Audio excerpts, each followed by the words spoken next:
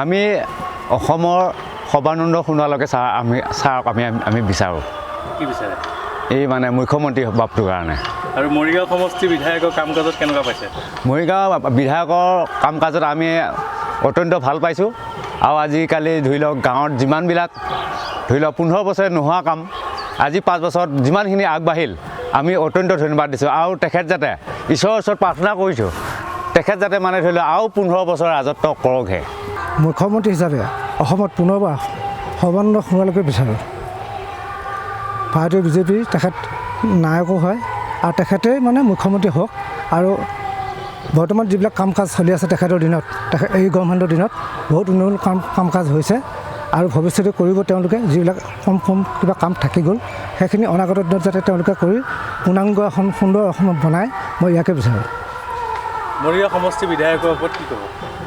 মৰিগাঁও সমষ্টি বিধায়ক আমাৰ ৰমাকান্ত দেউৰী ছাৰকে মই বিচাৰোঁ। এইকাৰণে বিচাৰোঁ তেখেত বৰ সহজ সৰল মানুহ আৰু তেখেতে যিবিলাক কাম ইতিমধ্যে কৰিছে সুন্দৰকৈ নিয়াৰিকৈ কৰিছে। আৰু অনাগত দিনত যদি কিবা কাম ৰৈ আছে সেইখিনিও তেওঁ কৰি শেষ কৰিব বুলি আমাৰ বিশ্বাস। গতিকে মাননীয় ৰমাকান্ত দেউৰীয়ে মানে পুনৰবাৰ শাসনলৈ আহক বিধায়ক হৈ পেলাই মৰিগাঁৱত। আপুনি মুখ্যমন্ত্ৰী হিচাপে সৰ্বানন্দ সোণোৱালক বিচাৰে, আজমলক বিচাৰে নে ৰকিবুল হুছেইনক বিচাৰে? নমস্কাৰ।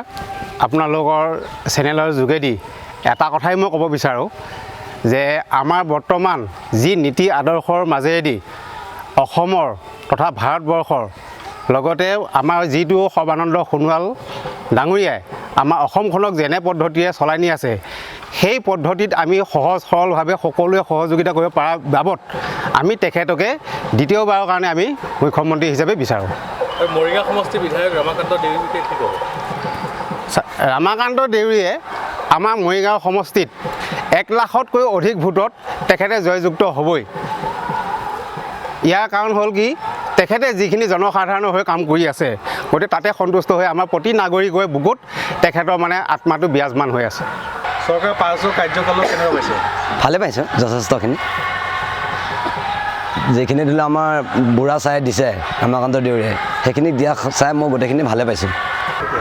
আগন্তুক নিৰ্বাচন সমাগত, গতিকে আপোনালোকে মুখ্যমন্ত্ৰী হিচাপে সৰ্বানন্দ সোণোৱালক বিচাৰে, ৰকিবুল হুছেইনক বিচাৰে নে বদৰুদ্দিন আজমলক বিচাৰে? সৰ্বানন্দ সোণোৱালক বিচাৰোঁ। কিয় বিচাৰে? তেওঁ আগতে ভাল কাম কৰি থৈ গৈছে, এইবাৰ তেওঁ ভাল কাম কৰিব বুলি ভাবিছোঁ। হয়। আৰু মৰিগাঁৱত আপোনালোকে বিধায়কৰ ওপৰত কেনেকুৱা? বিধায়কৰ ওপৰত ভাল। তেওঁ আমাৰ দেউৰী তেওঁ ভাল কাম কৰিছেনে? কাম কৰিছে। আপোনালোকে চৰকাৰ আঁচনিবিলাক গোটেইবিলাক পাইছোঁ।